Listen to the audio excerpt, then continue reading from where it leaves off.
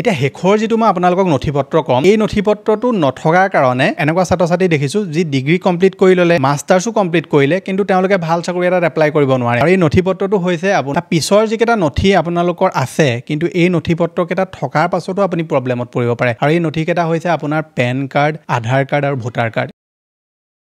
digital Assam 2.0 চেনেলটোৰ এটা নতুন ভিডিঅ'লৈ আপোনালোক সকলোকে পুনৰবাৰ স্বাগতম জনাইছো আসাম ডাইৰেক্ট ৰিক্ৰুটমেন্ট অৰ্থাৎ এডিআই পৰীক্ষাৰ কাৰণে যদি আপোনালোকে আবেদন কৰিম বুলি ভাবি আছে আৰু এতিয়া যদি আপোনালোকে প্ৰিপাৰেচন কৰি আছে তেনেহলে আজি এই ভিডিঅ'টো আপোনালোক সকলোৰে কাৰণে বহুত বেছি ইম্পৰ্টেন্ট হ'ব আপোনালোক সকলোৱে জানে যে বৰ্তমান সময়ত আপোনালোকে চৰকাৰী চাকৰিয়ে হওক বা প্ৰাইভেট চাকৰিয়ে হওক এই সময়ত আবেদন কৰিবৰ কাৰণে আপোনালোকক কিছুমান নথিপত্ৰৰ প্ৰয়োজন হয় আৰু এই নথিপত্ৰসমূহ নথকাৰ কাৰণে বহুতো ছাত্ৰ-ছাত্ৰী কি হয়গে সময়ত তেওঁলোকে আবেদন কৰিবও নোৱাৰে আৰু কিছুমান ছাত্ৰ-ছাত্ৰী এনেকুৱাও থাকে যে তেওঁলোকে আবেদন কৰে পৰীক্ষাও দিয়ে পাছও কৰে কিন্তু তেওঁলোকৰ যেতিয়া ডকুমেন্টস ভেৰিফিকেশন হয় তাত গৈ মিলি তেওঁলোকৰ নথিপত্ৰ নথকাৰ কাৰণে বহুতখিনি তেওঁলোকে দৌৰা মেলা কৰিবলগীয়া হয় আৰু কিছুমানেটো চাকৰিও লাভ নকৰেগে গতিকে আজিৰ এই ভিডিঅ'টোত মই আপোনালোকৰ কাৰণে আপুনি যদি অসম চৰকাৰৰ চাকৰিয়ে হওক বা প্ৰাইভেট চাকৰিয়ে হওক বা যিকোনো ধৰণৰ স্কলাৰশ্বিপ এটাটো যদি আপোনালোকে এপ্লাই কৰিব বিচাৰে এই সময়ত এপ্লাই কৰিবৰ কাৰণে আপোনালোকক কি কি প্ৰয়োজনীয় নথিপত্ৰ লাগিব ইয়াৰ বিষয়ে ডিটেইলছত কম গতিকে এই যিকেটা নথিপত্ৰৰ বিষয়ে মই আপোনালোকক কম এই আটাইকেটা নথিপত্ৰ আপোনালোকে এতিয়াৰ পৰা যোগাৰ কৰি ৰাখক যাতে যেতিয়াই এডিআই পৰীক্ষাৰ আবেদন আকৌ আৰম্ভ হয় তেতিয়া যাতে আপোনালোকে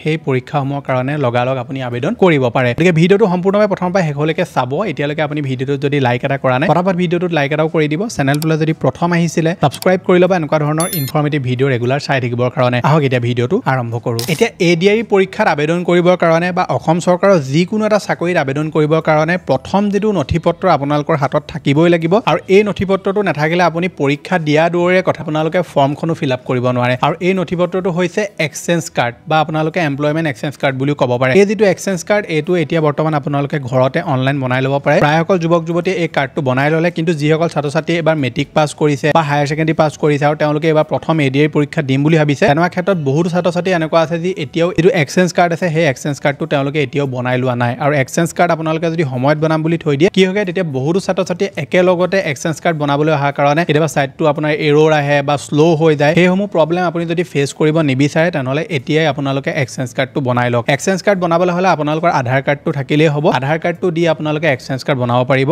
আৰু যদি আধাৰ কাৰ্ড আপোনালোকৰ নাই কিবা কাৰণত তেনেকুৱা ক্ষেত্ৰত আপুনি অফিচত যাব লাগিব কিন্তু তাৰ আগতে আপুনি উইদাউট আধাৰ ৰেজিষ্ট্ৰেচন কৰিব লাগিব এক্সচেঞ্জ কাৰ্ডৰ কাৰণে তাৰপৰা যেটো ডেট তেওঁলোকে দিয়ে বা যেটো ডেট আপুনি সিলেক্ট কৰে সেই ডেটৰ অনুসৰি গৈ আপুনি এক্সচেঞ্জ অফিচত গৈ এক্সচেঞ্জ কাৰ্ডটো উলিয়াব লাগিব কিন্তু আজিকালি প্ৰায় সকল লোকৰ হাতত আধাৰ কাৰ্ড আছে গতিকে আপুনি ঘৰতে আধাৰ কাৰ্ডৰ জৰিয়তে এক্সচেঞ্জ কাৰ্ডটো বনাই ল'ব পাৰে কেনেকৈ এক্সচেঞ্জ কাৰ্ড বনাব লাগে ঘৰত যদি আপোনালোকে নেজানে তেনেহলে এই ভিডিঅ'টোৰ শেষত মই আপোনালোকক স্ক্ৰীনত সেই ভিডিঅ'টো দি দিম আপোনালোকে চাব আৰু চাই মেলি ঘৰতে অতি সহজত বনাই ল'ব পাৰিব যদি নেজানে বনাব বা নোৱাৰে আপুনি বনাব এনেকুৱা ক্ষেত্ৰত আপোনালোকে ওচৰৰ কম্পিউটাৰ কেফেত গৈ আপোনালোকে কাৰ্ডটো বনাই ল'বগে পাৰে গতিকে এক্সচেঞ্জ কাৰ্ডটো এতিয়া অসম চৰকাৰৰ যিকোনো এটা চাকৰিত আবেদন কৰিবৰ কাৰণে এইটো এটা প্ৰয়োজনীয় নথিপত্ৰ হয় আৰু এইটো নাথাকিলে আপোনালোকে আবেদন আপোনালোকে কৰিবই নোৱাৰে পিছৰ যেটো আপোনালোকৰ নথিপত্ৰৰ প্ৰয়োজন হ'ব সেইটো হৈছে কাষ্ট চাৰ্টিফিকেট কাষ্ট চাৰ্টিফিকেটখন আপোনালোক সকলোৱে বনাব নালাগে মানে যিসকল জেনেৰেল কাষ্টৰ ল'ৰা-ছোৱালী হয় তেওঁলোকে কাষ্ট চাৰ্টিফিকেট বনাব নালাগে কিন্তু বাকি যিসকল কাষ্টৰ ল'ৰা-ছোৱালী তেওঁলোকে কাষ্ট চাৰ্টিফিকেটখন বনাই লোৱাটো বাধ্যতামূলক আপোনালোকে যদি এতিয়াও কাষ্ট চাৰ্টিফিকেট বনোৱা নাই তেনেকুৱা ক্ষেত্ৰত কি হ'ব আপুনি চাকৰি এটাত এপ্লাই কৰোঁতে তাত দি দিব আপোনাৰ কাষ্টটো বোলে SC ST OBC MOBC তাৰ পৰা যদি আপোনালোকে কাষ্ট চাৰ্টিফিকেটখনে নুলিয়ায় আৰু আপোনালোকে যেতিয়া চাকৰিটো পোৱাৰ পাছত ডকুমেন্টস ভেৰিফিকেশন হ'ব তাত যদি আপোনালোকে কাষ্ট চাৰ্টিফিকেটখন দেখুৱাব নোৱাৰে তেনেকুৱা ক্ষেত্ৰত তেওঁলোকে ডাইৰেক্টলি আপোনাক ৰিজেক্ট কৰি দিব কিছুমান ক্ষেত্ৰত আপোনাৰ সময়ও দিয়ে উলিয়াই আনিবৰ কাৰণে কিন্তু আপোনালোকে বহুত দৌৰা মেলা কৰিব লাগিব সেইকাৰণে যদি এতিয়াও আপুনি কাষ্ট চাৰ্টিফিকেটখন উলিওৱা নাই উলিয়াই লওক যদি উলিয়াই থৈছে আৰু আপোনালোকে যদি ধৰি লওক কাষ্ট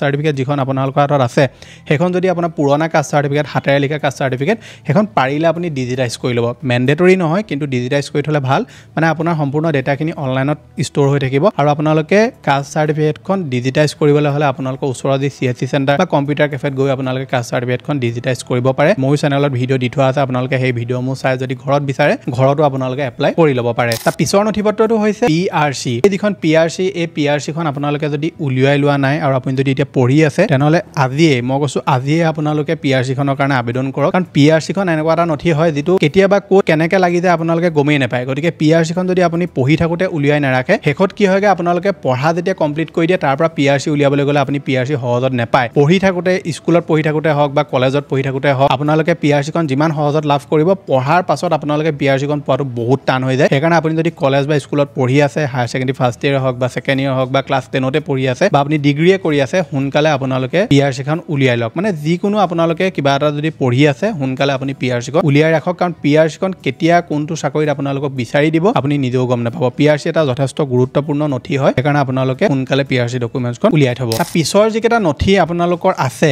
কিন্তু এই নথিপত্ৰকেইটা থকাৰ পাছতো আপুনি প্ৰব্লেমত পৰিব পাৰে আৰু এই নথিকেইটা হৈছে আপোনাৰ পেন কাৰ্ড আধাৰ কাৰ্ড আৰু ভোটাৰ কাৰ্ড এতিয়া মই কিয় আপোনালোকক প্ৰব্লেমত পৰিব বুলি ক'লো হেতু কৈ দিছো এতিয়া সব বহুত ছাত্ৰ-ছাত্ৰী এনেকুৱা থাকে যে তেওঁলোকৰ বাৰ্থ সাৰ্টিফিকেট খনৰ নামটো বেলেগ থাকে আৰু তেওঁলোকৰ আধাৰ কাৰ্ডৰ নামটো বেলেগ থাকে ধৰি লওক বোলে বাৰ্থ সাৰ্টিফিকেটত তেওঁলোকৰ এটা এলফাবেট A হৈ আছে আৰু আধাৰ কাৰ্ডত তেওঁলোকৰ এটা এলফাবেট O হৈ আছে বহুতে তেনেকৈ ধৰি দিয়ে কিন্তু যেতিয়া তেওঁলোকৰ ডকুমেন্টছ ভেৰিফিকেশ্যন হয় কিবা এটা ক্ষেত্ৰত সমস্যাত তেওঁলোক পৰে আৰু যেতিয়া সমস্যাত পৰে তেওঁলোক কোড এফিডেভিট বিচাৰি ফুৰে তেওঁলোকে আমুকলে যায় আমুকটো অফিচ দৌৰিব লাগে গতিকে আপোনালোকৰ যদি বাৰ্থ সাৰ্টিফিকেট আছে আৰু বাৰ্থ সাৰ্টিফিকেটত থকা নামটো যদি আধাৰ কাৰ্ডত সেম হৈ থকা নাই আপুনি সোনকালে শুদ্ধ কৰি লওক আধাৰ কাৰ্ডতে হওক ভোটাৰ কাৰ্ডতে হওক পেন কাৰ্ডতে হওক সকলোবিলাকৰ সেম নাম ৰাখিব এইবিলাকে কেতিয়া কোন মুহূৰ্তত আপোনালোকক একদম মানে বিপদত পেলাই দিব আপুনি নিজে গম নাপাব কাৰণ মই বহুতো ক্ষেত্ৰত দেখিছো যে কৈ দিয়ে মানুহে কামবিলাক নকৰে তেওঁলোকে থাকিবলৈ দিয়ে ভুল হৈ আছে থাকিবলৈ দিয়ে কিন্তু যেতিয়া তেওঁলোকক ইম্পৰ্টেন্ট কিবা কাম এটা ডকুমেন্টছ বিচাৰি দিয়ে আধাৰ কাৰ্ড আৰু ধৰি লওক দি দিলে আধাৰ কাৰ্ডটো দিয়ে ভোটাৰ কাৰ্ডটো দিয়ে বাৰ্থ সাৰ্টিফিকেট দি দিয়ে আটাইসমূহতে নামসমূহ বেলেগ বেলেগ ক'ৰবাত টাইটেলে বেলেগ ক'ৰবাত এলফাবেট এটা O ঠাইত A হৈ আছে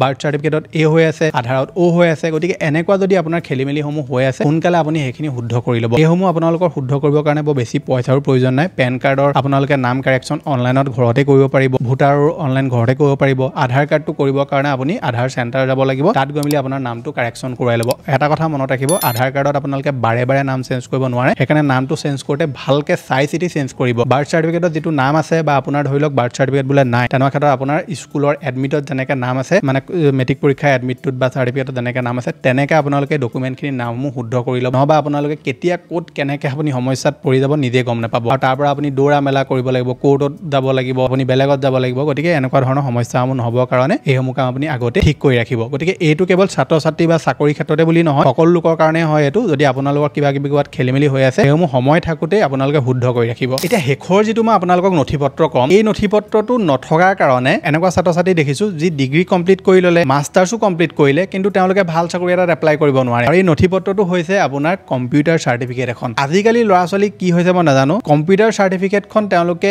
উলিয়াবৰ কাৰণে বেছি একো কৰিব নালাগে কোৰ্চ এটা কৰিব লাগে ছমহীয়া বা এবছৰীয়া কিন্তু তেওঁলোকে সেইটোৱে নকৰে আৰু তেওঁলোক ঘৰত এনেই বহি থাকে যেতিয়া তেওঁলোকে চাকৰি এটা এপ্লাই কৰিব লয় সেই চাকৰিটো এপ্লাই কৰাৰ সময়ত কি হৈ যায় তেওঁলোকৰ কম্পিউটাৰ চাৰ্টিফিকেট নথকাৰ কাৰণে তেওঁলোকে ভাল ভাল পোষ্টবিলাক এৰিবলগীয়া হয় আচলতে এনেকুৱা দেখিছোঁ যি এপ্লাই কৰিবলৈ লয় এপ্লাই কৰাৰ সময়ত তেওঁলোকৰ কম্পিউটাৰ চাৰ্টিফিকেটখন নথকাৰ কাৰণে এনেকুৱা পোষ্ট তেওঁলোকে এৰি দিবলগীয়া হয় য'ত বহুত পোষ্ট থাকে মানে সেই বিভাগটোত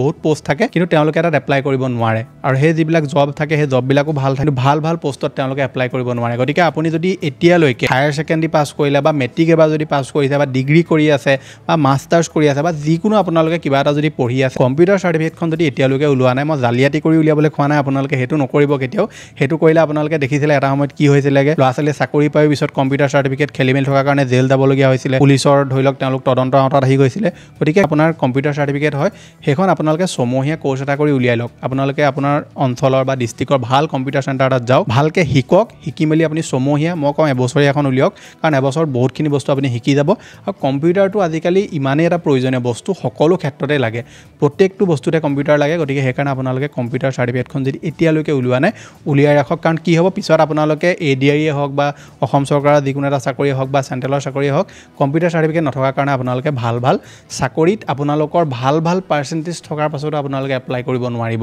গতিকে সেইকাৰণে আপোনালোকে কম্পিউটাৰ চাৰ্টিফিকেটখন উলিওৱাটো বাধ্যতামূলক হয় গতিকে এই যিকেইটা মই আপোনালোকক নথিপত্ৰ ক'লোঁ এই নথিপত্ৰকেইটা আপোনালোকে উলিয়াই ৰাখক যিকোনো এটা চাকৰিত এপ্লাই কৰিবলৈ হ'লে এইকেইটা নথিপত্ৰই মেণ্ডেটৰী হয় এইকেইটাই বিচাৰে আৰু আপোনালোকে যদি স্কলাৰশ্বিপৰ কাৰণে এপ্লাই কৰিব বিচাৰে তেনেহ'লে ইয়াৰ ভিতৰত আপোনালোকক দুটা এটা নথিপত্ৰ বিচাৰি দিয়ে লগতে আপোনালোকক ইনকম চাৰ্টিফিকেটখন বিচাৰে স্কলাৰশ্বিপ এটা এপ্লাই কৰাৰ সময়ত গতিকে ইনকম চাৰ্টিফিকেটখনো আপোনালোকে বছৰত এবাৰ উলিয়াই ল'ব আপোনালোকে যদি স্কলাৰশ্বিপ এটা এপ্লাই কৰিম বুলি ভাবিছে আপুনি ইনকম চাৰ্টিফিকেটখন উলিয়াই ৰাখিব আগতে এবছৰৰ ভেলিডিটি থাকে ইনকম চাৰ্টিফিকেটৰ গতিকে বহুতে মোক সুধি থাকে যে ইনকম চাৰ্টিফিকেট ৰিনিউ হয় নেকি ইনকম চাৰ্টিফিকেটৰ নাম কাৰেকশ্যন হয় নেকি তেনেকুৱা একো প্ৰক্ৰিয়া নাই ইনকম চাৰ্টিফিকেটখন আপোনালোকে অনলাইনত এপ্লাই কৰিব আৰু আপোনালোকৰ সেইখন এইটো ধৰি লওক ডিষ্ট্ৰিক্টৰ অনুসৰি কেনেকৈ হয় মইতো নাজানো কিছুমানত সোনকালে আহি যায় কিছুমানত 20 দিনমান লাগি যায় কিছুমানত 2-3 দিনতে ইনকম চাৰ্টিফিকেট আহি যায় উলিয়াই ৰাখিব ভাল স্কলাৰশ্বিপ আহিলে লগালগ আপোনালোকে এপ্লাই কৰিব পাৰিব কাৰণ বাকী আধাৰে হওক মাৰ্কশ্বিট হওক চাৰ্টিফিকেট হওক স্কুলৰ ডকুমেণ্টছ হওক কলেজৰ ডকুমেণ্টছ হওক এইবিলাকতো আপোনাৰ হাতত থাকিব ইনকম চাৰ্টিফিকেটখন আগতে উলিয়াই ৰাখিলে আপোনালোকৰ সকলোবিলাক টেনশ্যন আপুনি ফ্ৰী হৈ থাকিব আৰু ধুনীয়াকৈ স্কলাৰশ্বিপ এটা আহিলেই আপোনালোকে এপ্লাই কৰি দিব পাৰিব গতিকে এই নথিপত্ৰকেইটাৰ ভিতৰত কোনকেইটা নথিপত্ৰ আপোনালোকৰ হাতত নাই নাই মোক নিশ্চয় তলত কমেণ্ট এটা কৰি জনাবলৈ নাপাহৰিব এক্সচেঞ্জ কাৰ্ড কেনেকৈ ঘৰত বনাব লাগে আপোনাৰ স্ক্ৰীনত এতিয়া ভিডিঅ'টো ওলাই আছে নিশ্চয় এবাৰ চেক আউট কৰিব এই ভিডিঅ'টো আৰু ঘৰতে আপুনি অতি সহজতে বনাই ল'ব পাৰিব যদি কিবা অসুবিধা হয় আপোনালোকে এই ভিডিঅ'টোৰ তলতে কমেণ্ট কৰিব মই নিশ্চয় ৰিপ্লাই দিবলৈ চেষ্টা কৰিম মই লগ পাম এটা নতুন ভিডিঅ'ত আজিলৈ ধন্যবাদ